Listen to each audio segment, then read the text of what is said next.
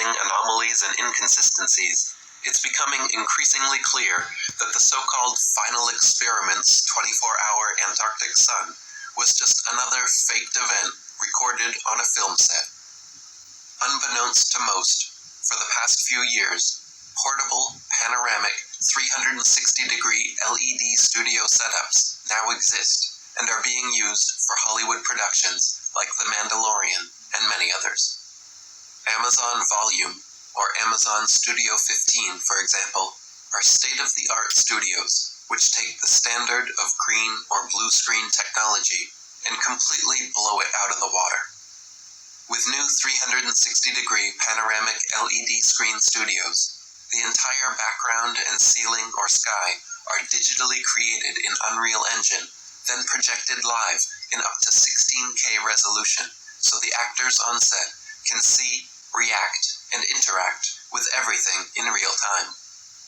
Amazon's sets comprise 3,000 seamlessly connected LED panels, 80 feet in diameter and nearly 3 stories tall, enclosing 130,700 cubic feet of interactive space. Keeping all this in mind, let's review some footage from the final experiment.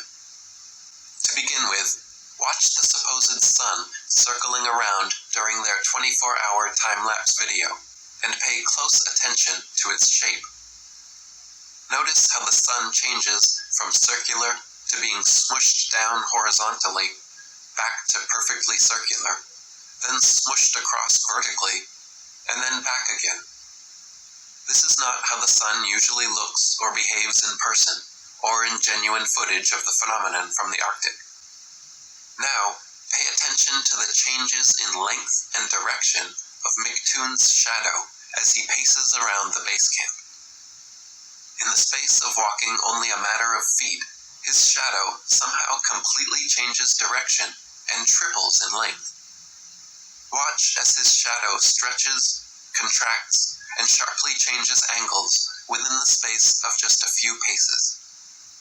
This is not at all normal behavior of shadows being cast by sunlight, or of a man walking only a few steps. The following is a simple demonstration of how light and shadows work depending on the distance of the light source. In the first example, the light source is held close to the action figure as he moves along the table, and we see quite pronounced changes in the length and direction of his shadow. In the second example, the light source is held farther away from the action figure as he moves along the table, and we see much less change in the shadow length and direction. In reality, the sun is much farther away in scale than this demonstration allows for as well, so even the amount of change seen here is being generous.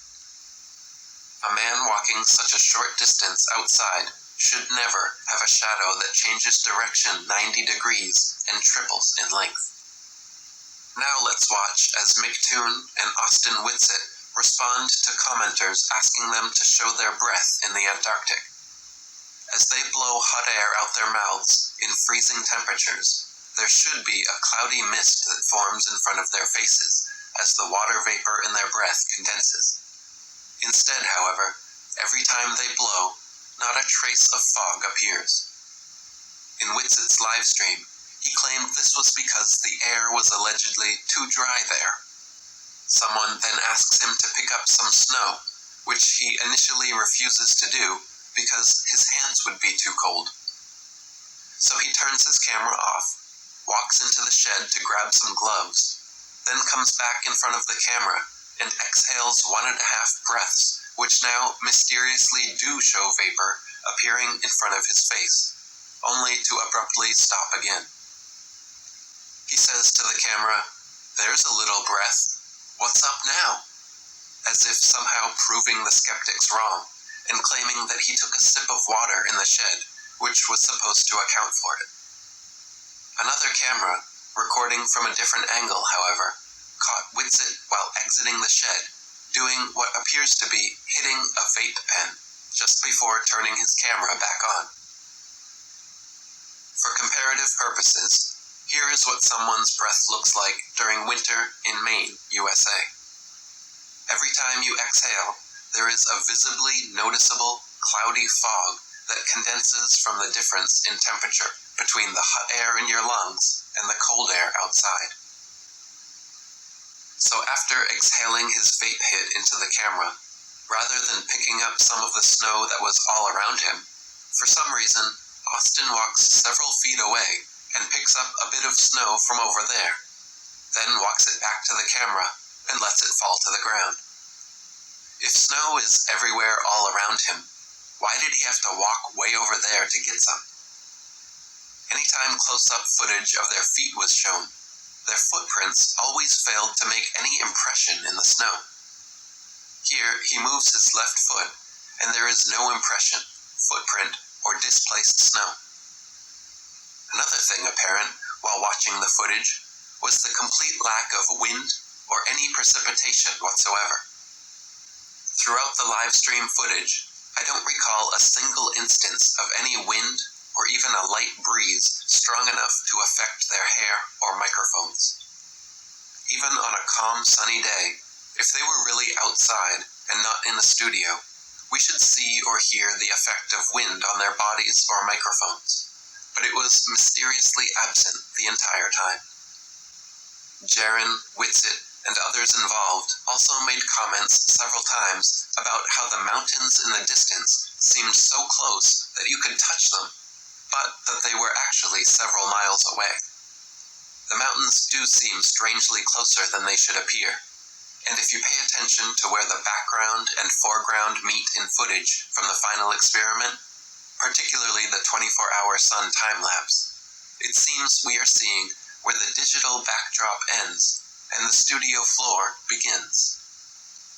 There is a separation line indicative of a film set apparent in much of the footage and made clear through the use of video editing technology. By adjusting the contrast, it becomes clear where studio reality meets digital fakery.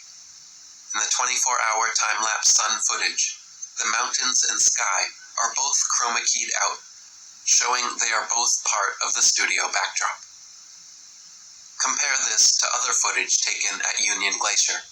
When chroma key is applied, only the sky disappears, leaving the real mountains untouched.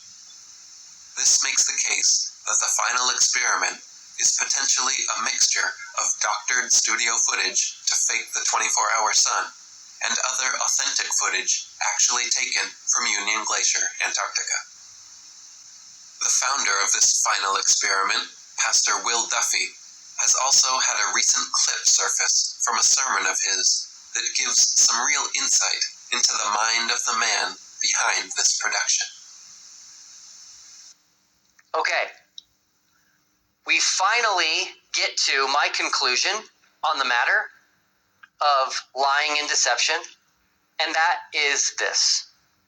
After carefully looking at both sides of the debate, and after taking a very deep dive into everything I could possibly find in Scripture regarding lying and deception, I have come to the conclusion that neither lying nor deception are inherently immoral.